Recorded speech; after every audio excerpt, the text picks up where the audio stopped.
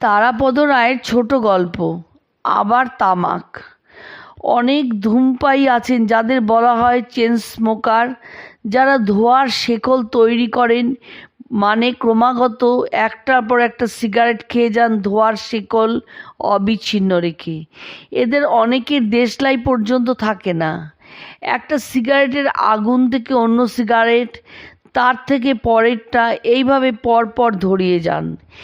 সেই সূত্র ধরে এই তামাক নিবন্ধমালা আমি ওই চেন স্মোকিংয়ের মতো টেনে নিয়ে যাব সেরকম আশঙ্কা করার কোনো কারণ নেই। আমি নিজে বহুকাল ধূমপান করি না এবং এদেশের বিধিবদ্ধ বিজ্ঞাপনের ঘোষিত নির্দেশ ধূমপান স্বাস্থ্যের পক্ষে ক্ষতিকর মান্য করে ধূমপান বা তামাক বিষয়ে আলোচনা একেবারেই শেষ করব। পৃথিবীতে সম্ভবত এমন কোনো ধূমপায়ী নেই যে কখনো প্রতিজ্ঞা করেনি যে সে আর ধূমপান করবে না এবং মাত্র কয়েক ঘন্টা এবং এক সন্ধ্যার জন্য হলেও চেষ্টা করে ধূমপান করা থেকে নিজেকে বিরত রাখেনি। অবশ্য কয়েক ঘন্টা বা বড়জোর কয়েকদিন বাদে সেই প্রতিজ্ঞা সে ভঙ্গ করেছে। বোধহয় মার্ক টোয়েন সাহেব বলেছিলেন যে ধূমপান ছেড়ে দেওয়া খুব সোজা। আমি নিজে বহুবার ছেড়েছি। বঙ্কিম বাক্য বিলাসী মহামতি মার্ক টোয়েনের উক্তিটি আপাতশ্রবণে যতটা সরল মনে হচ্ছে তা কিন্তু নয়। আমি ধূমপান করা বহুবার ছেড়েছি। একথার আসল অর্থ হলো ধূমপান ছেড়েছি আবার ধরেছি, এবং এই উক্তির বিশেষ তাৎপর্য হলো ধূমপান কখনোই একেবারে ছাড়তে পারিনি। ছেড়েছি বটে, ছাড়বার চেষ্টা করেছি বটে, তবে আবার ধরতে হয়েছে। মার্ক টোয়েন ছিলেন মার্কিন সাহিত্যিক। গত শতকের ইংরেজ লেখকরাও তামাকের প্রশংসায় পঞ্চমুখ ছিলেন। কিমলিং বলেছিলেন চমৎকার কথা, একজন রমণী শুধু রমণী, কিন্তু একটা ভালো চুরুট হলো ধোঁয়া।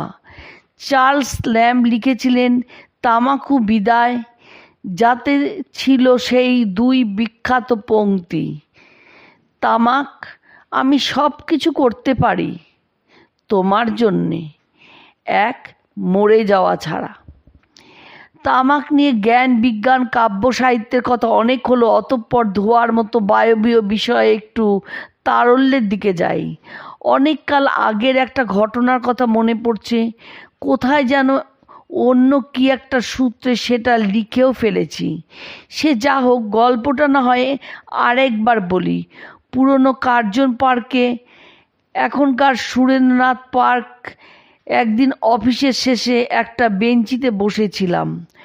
অফিস ছুটি হয়েছে 5টায়, তখনও অফিস টাইম 10টা 5টা ছিল, 10:30 5টা হয়নি। কার সঙ্গে যেন অ্যাপয়েন্টমেন্ট ছিল মেট্রোর সামনে 6টা নাগাদ।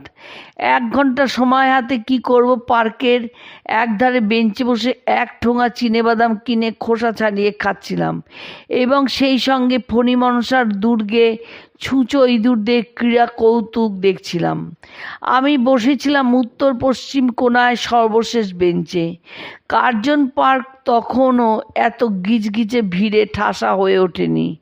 লোকজন যথেষ্টই ছিল, কিন্তু এখনকার মতো এত গাদাগাদি ছিল না। ওই বেঞ্চে আমার পাশেই বসেছিল এক আধা পাগল আধা ভবঘুরে ধরনের লোক। জামা কাপড় খুব ফর্সা নয়, খুব ময়লাও নয়, ঠিক রাস্তায় শুয়ে থাকা টাইপও নয়। হয়তো কিছু করে, হয়তো কিছু করে না। সারাদিন পথে ঘাটে ঘুরে বেড়ায়, হয়তো রাতে বাড়ি ফিরে যায়। তা এই লোকটি কিছুক্ষণ বসে থাকার পর বেঞ্চির সামনে ঘাসের ওপর নেমে গেল। বেঞ্চির সামনে আশেপাশে ঘাসের মধ্যে প্রচুর পোড়া সিগারেটের টুকরো পড়ে রয়েছে। লোকটি উবু হয়ে বেছে বেছে সিগারেটের টুকরোগুলো কুড়োতে লাগলো। আমি তখন সিগারেট খেতাম।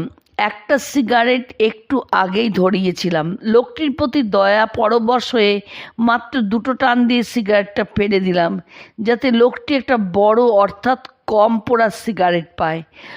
এই লোকটি কিন্তু আমার ফেলা সিগারেটের টুকরো সমেত আরও বেশ কয়েকটি বড় টুকরো সম্পূর্ণ উপেক্ষা করে অপেক্ষাকৃত অনেক ছোট ছোট দগ্ধাবশিষ্ট সিগারেটের টুকরো কুড়িয়ে পকেটে ভরতে লাগলো।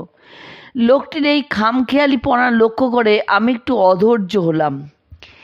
আমি তার দৃষ্টি আকর্ষণ করে বড় বড় সিগারেটের টুকরোগুলো, বিশেষ করে আমার ফেলে দেওয়ার টুকরোটা অঙ্গুলি নির্দেশ করে তাকে বললাম, এই তো বেশ বড় টুকরো রয়েছে। লোকটি অত্যন্ত সন্দেহজনক ভঙ্গিতে আমার দিকে ঘুরে তাকালো, তারপরে অভিমানহত কণ্ঠে আমাকে বলল, আপনি আমাকে যা ভেবেছেন আমি তা নই। আমি ফিল্টার সিগারেট ছাড়া খাই না।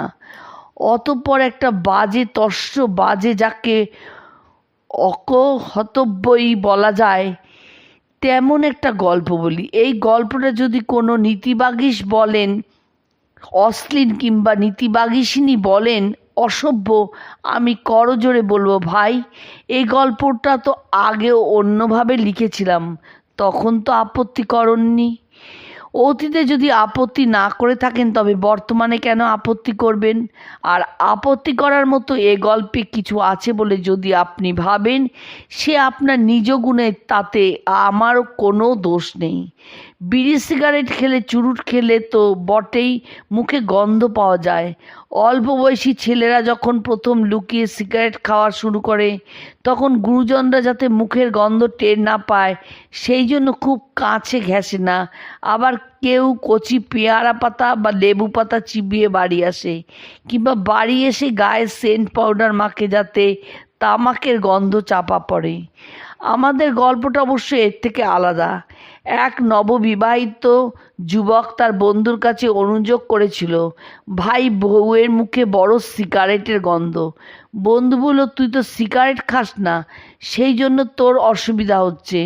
তোর বউ একালের মেয়ে, দু একটা সিগারেট খাবে, স্কুল কলেজে পড়ার সময় হয়তো নেশা করে ফেলেছে, মুখে একটু আধটু গন্ধ, ও নিয়ে আপত্তি করতে যাস না। বর বলল, না রে, সেটা কথা নয়, খোঁজ নিয়ে দেখেছি বউ নিজেও সিগারেট খায় না, অথচ বউয়ের মুখে সিগারেটের গন্ধ, কেমন খটকা লাগে রে। অবশেষে একটা সরল আখ্যান দিয়ে তামাক বৃত্তান্ত শেষ করি। এক মধ্যবয়সী রোগীকে বিশদভাবে পরীক্ষা করার পরে ডাক্তার নির্দেশ দিলেন, ডিম, আলু, মাংস এসব খাওয়া কমাতে হবে, মিষ্টি বন্ধ, নুন চিনি কম, মদ একেবারে খাবেন না, ছোট মাছ খাবেন, ডালের স্যুপ, সিগারেট দৈনিক 1 প্যাকেট, ঠিক 10টা। রোগী কি একটা আপত্তি করতে যাচ্ছিলেন। ডাক্তার বললেন, না, কোনো আপত্তি নয়, কষ্ট করে যা বলেছি মেনে চলতে হবে। 7 দিন পরে রোগী আবার এলেন ডাক্তারবাবুর কাছে। ডাক্তারবাবু, খুব কষ্ট হচ্ছে, আর পারছি না। ডাক্তার বললেন, কেন, কি হলো? রোগী বললেন, ওই যে 10টা সিগারেটের কথা বলেছিলেন, সারা জীবন সিগারেট টান দিইনি, এখন এই বয়সে হঠাৎ দৈনিক 10টা করে সিগারেট খাওয়া আমার পক্ষে অসম্ভব হয়ে দাঁড়িয়েছে।